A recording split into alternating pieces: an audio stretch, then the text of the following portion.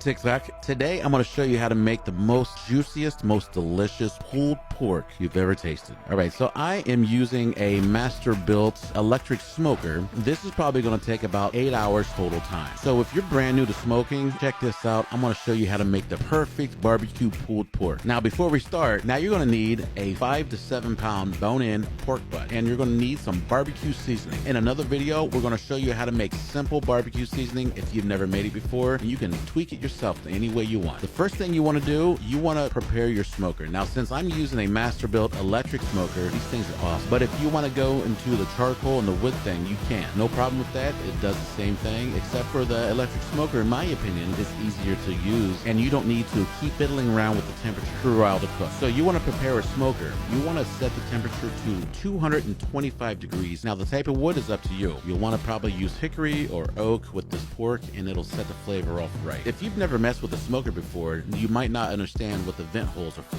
Okay, a really quick rundown on what the top porthole does. You'll want to keep your porthole when you're smoking pork about halfway open. What that does is allows the moisture to escape while keeping the smoke flavor inside. So today I'm using hickory barbecue wood pellets. Here's the pork shoulder that I'm using. It's about 6 or 7 pounds. I didn't really weigh it. It just feels like between 5 and 7 pounds to me. Basically, what I'm going to do is I'm going to trim a little bit of fat off here. So once the excess fat is trimmed off, you're going to want to season this bad boy. Me, I personally make my own seasoning, and in another video, I'm going to show you how to make it. This is my seasoning that I like using for my brisket and my pulled pork. Try it out, guys. It's very easy to make. It's simple ingredients. Check out the other video. So we're going to make sure that we cover the bottom of it first. Flip it over. Make sure you get your sides really nice. And you see how I'm just going over and just giving it a light coat. But as you see, it's covering this really nice. I'm making sure that I'm getting seasoning through all the crevices and cracks. That way it maximizes the seasoning for the meat. Make sure you hold your hand off to the side and then pour it down and then pat it in. It is really completely covered, and it's going to be so delicious. So next thing you want to do is you want to put